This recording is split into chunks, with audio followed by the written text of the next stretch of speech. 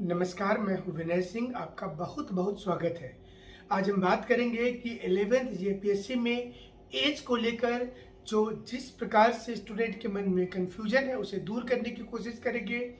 जैसे सीरियल का आगे आने वाले समय में एग्जाम कब तक हो सकता है, और इसके साथ साथ बताएंगे कि मुख्यमंत्री क्या वास्तव में स्टूडेंट के लिए सोचना शुरू कर दिए हैं। इसके अलावा जेपीएससी को चूंकि प्रतिदिन हाईकोर्ट की फटकार मिलती रहती है, और आपने देखा होगा कि जेपीएससी को आदेश मिला था कि आप इतनी गलती क्यों करते हैं, तो उन्होंने अपना जो रनिंग इंटरव्यू था एई वाला उसे उसने सस्पेंड कर दिया, कैंसिल कर दिया।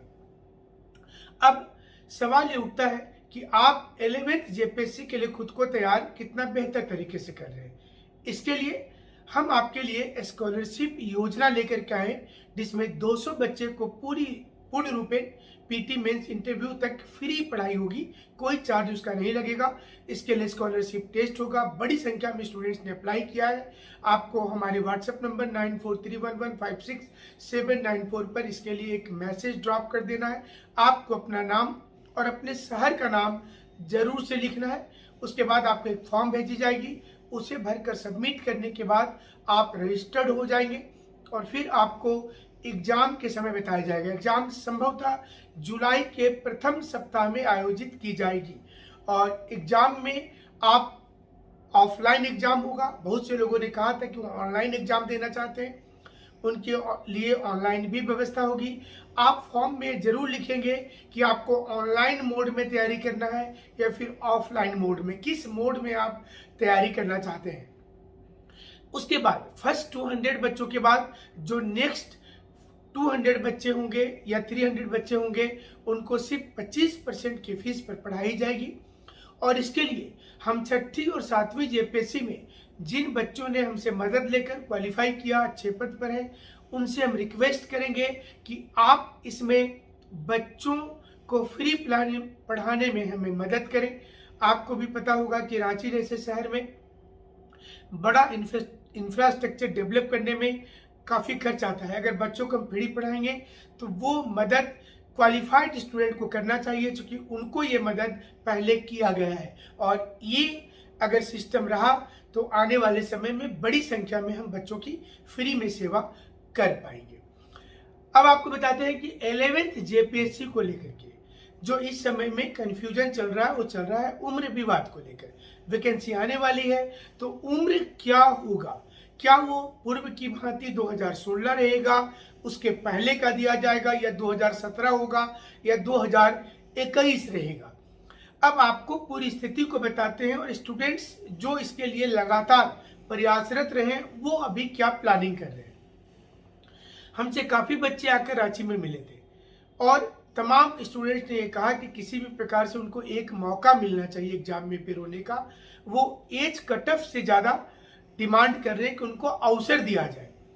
एज कट ऑफ में सरकार लास्ट टाइम सुप्रीम कोर्ट में ये लिखकर जमा की थी कि वो इस बार 2016 दिए हैं, लेकिन आने वाले समय में जो जिस साल की वैकेंसी होगी उसी साल के 1 अगस्त को कट ऑफ बनाएंगे। ऐसे में सरकार 1 अगस्त 2021 सरकार की मंशा होगी, जो सुप्रीम कोर्ट में उसने लिख करके दिया है।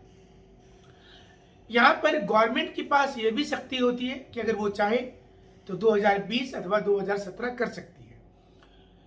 मुख्यमंत्री हेमंत सोरेन जी से स्टूडेंट को बहुत आशा है।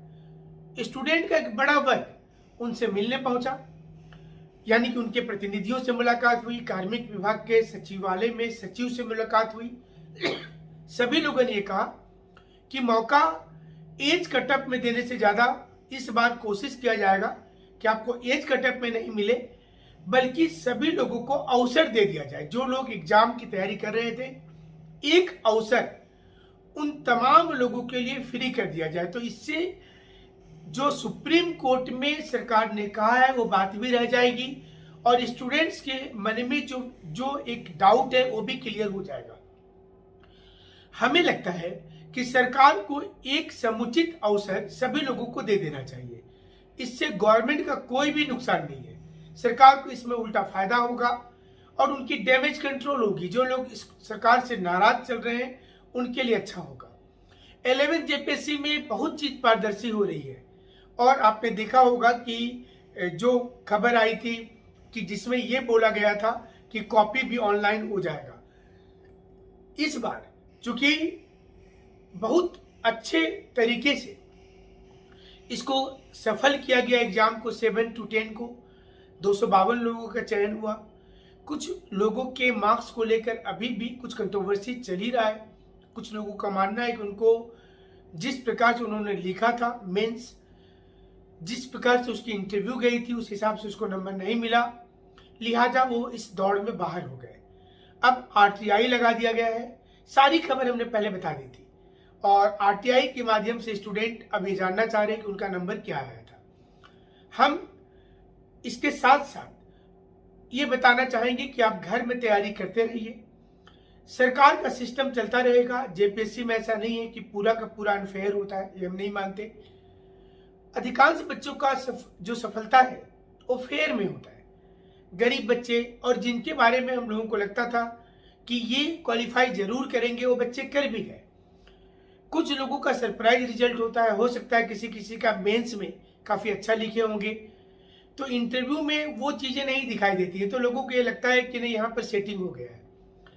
आपको भी पता होगा कि मेंस का रिजल्ट और इंटरव्यू का रिजल्ट को जोड़कर मेरिट लिस्ट बनाया जाता है। तो 950 नंबर में आप कितना लाते हैं ये इंपॉर्टेंट है। 950 में कितना लाते हैं और फिर 100 नंबर पे कितना आता है। किसी बच्चे ने अगर मेंस में 950 में ही बहुत अच्छा स्कोर कर दिया है और इंटरव्यू में अगर उनका 4 ही मिनट चला और उनको 50 नंबर ही मिला या 45 नंबर मिला, ऐसे में भी उनका रैंक अच्छा आ जाएगा। इसलिए मेंस इंपॉर्टेंट होता है। आप जब भी तैयारी की शुरुआत करें तो मेंस को टारगेट करते हुए करें, कभी भी पीटी के चक्कर में मत फंसिएगा। आमतौर पर स्टूडेंट पीटी के चक्कर में फंस जाते हैं। इससे नुकसान हो जाता है कि पीटी तो उनकी हो जाती है, मेंस होने में दिक्कत होता है। क्योंकि मेंस आपकी क्रिएटिविटी है, इसमें कोई वैसा नोट्स नहीं है इंडिया में कि जिसको आप हूबहू जाकर के लिख दीजिए तो आपको अच्छा नंबर आ जाएगा। मेंस के नोट्स आपको एक तरीका बता देते हैं, लेकिन उसमें आपकी रचनात्मक क्रिया कितनी अच्छी होगी, कितना टू द पॉइंट आप लिखते हैं, आंसर को कितना सजाते हैं, कहाँ कहाँ पर डायग्राम देते हैं, सभी चीजों पर मार्किंग होती है। और यही कारण है कि मेंस का नंबर इंपॉर्टेंट हो जाता है। अब एक सवाल और उठता है कि क्या क्षेत्रीय भाषा में पक्षपातपूर्ण रवैया अपनाया जा रहा है, खास करके हिंदी और अंग्रेजी भाषा को लेकर के। क्यों ऐसा हो रहा है ये भी बताएंगे आपको। हिंदी और अंग्रेजी की कॉपी आमतौर पर झारखंड के लेक्चरर नहीं कट कर रहे हैं, जो 6th में भी देखा गया, 7th में भी देखा गया। या तो दिल्ली यूनिवर्सिटी या जेएनयू या बीएचयू या इलाहाबाद के प्रोफेसर आते हैं। अब वो जो हिंदी और अंग्रेजी, उनको इससे मतलब नहीं है कि हिंदी का विकास हो या नहीं हो, अंग्रेजी डूबता है तो डूबने दो, हिंदी डूबता है तो डूबने दो।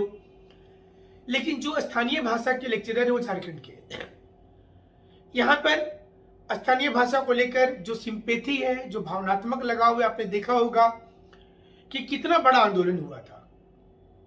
और इसको लेकर के स्थानीय भाषा के टीचर जरूर से चाहेंगे कि उनके बच्चों को आगे आने का मौका मिलना चाहिए।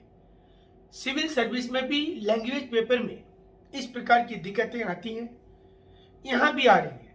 और यही कारण है कि कुछ विषयों में धुआंधार नंबर मिल रहा है।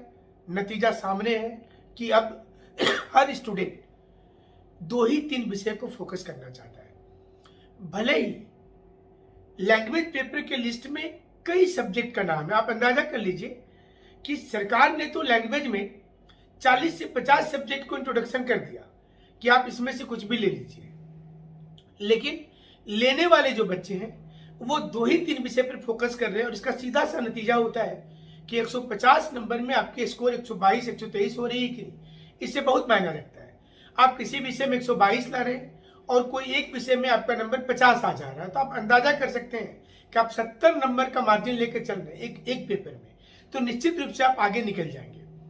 और इसको देखते हुए इन दिनों स्थानीय भाषा के जानकार बढ़ गए हैं और बड़ी संख्या में फ्री क्लासेज यूट्यूब पर चलाया जा रहा है और आप इसका भी फायदा ले सकते हैं, थोड़ा ठहर कर ले सकते हैं। लेकिन जेएसएससी सीजीएल में हिंदी जुड़ जाएगा तो स्थानीय भाषा का उतना महत्व नहीं रहेगा, क्योंकि ये परीक्षा ऑब्जेक्टिव हो जाएगी, सब्जेक्टिव नहीं है।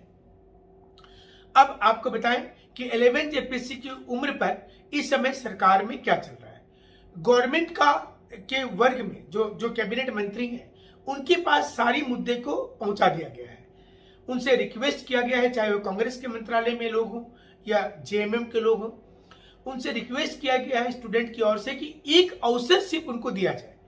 वो एज कटअप के लिए कोई डिमांड नहीं करे, लेकिन एक अवसर अगर सरकार मतलब 0 ईयर घोषित करके अगर कर देती है तो इससे स्टूडेंट्स को काफी लाभ हो जाएगा और उनकी जो मन के अंदर जो एक छुपा हुआ है चीजें कि उनको मौका नहीं मिल रहा है, वो चीजें भी समाप्त हो जाएंगी और सरकार को भी काफी फायदा होगा इससे और युवा उनके साथ में जुड़ जाएंगे।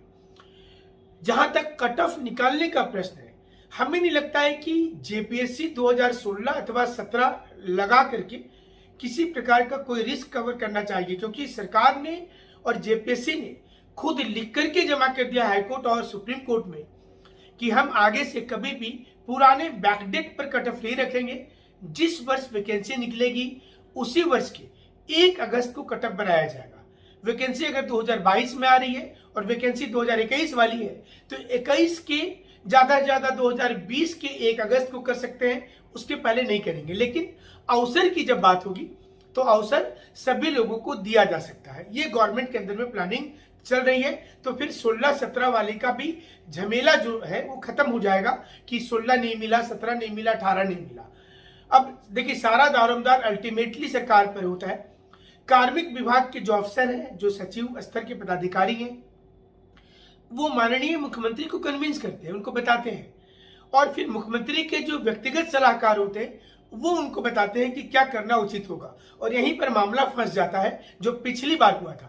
पिछली बार भी कार्मिक के सचिव जो थे कार्मिक विभाग में, उन्होंने ये बोला था कि सभी लोगों को मौका मिलना चाहिए, लेकिन जो व्यक्तिगत सलाहकार होते हैं उन्होंने मुख्यमंत्री को कन्विंस नहीं किया, जिसके चलते मामला उलझ गया। कांग्रेस के स्तर से बहुत हद तक कोशिश की गई थी। कांग्रेस के कई वरिष्ठ जो प्रवक्ता हैं, अध्यक्ष स्तर के पदाधिकारी थे, उन्होंने अपने बैच के समतुल्य आईएएस ऑफिसर से कोशिश भी किया था कि वो स्टूडेंट्स को साथ में लाया जाए, लेकिन मामला नहीं बन पाया और इसके बाद सब लोग चुप हो गए। इस बार ये देखना पड़ेगा कि क्या सरकार ऐसा कुछ करती है। जेपीएससी की अगर बात की जाए तो अमिताभ चौधरी एक्शन मोड में दिखाई दे रहे और तमाम लोगों को उन्होंने बोल दिया है कि कौन क्या बोलता है, आप चुपचाप सुनिए, मुस्कुराते रहिए, लोगों को मुस्कुराने का मौका दीजिए, 11 जेपीएससी लेकर के आइए, पारदर्शिता बरकरार रखिए और धांधली जितना कम हो पाए इसके लिए आउटलाइन तैयार कीजिए। आने वाले समय में हमें लगता है कि जेपीएससी तमाम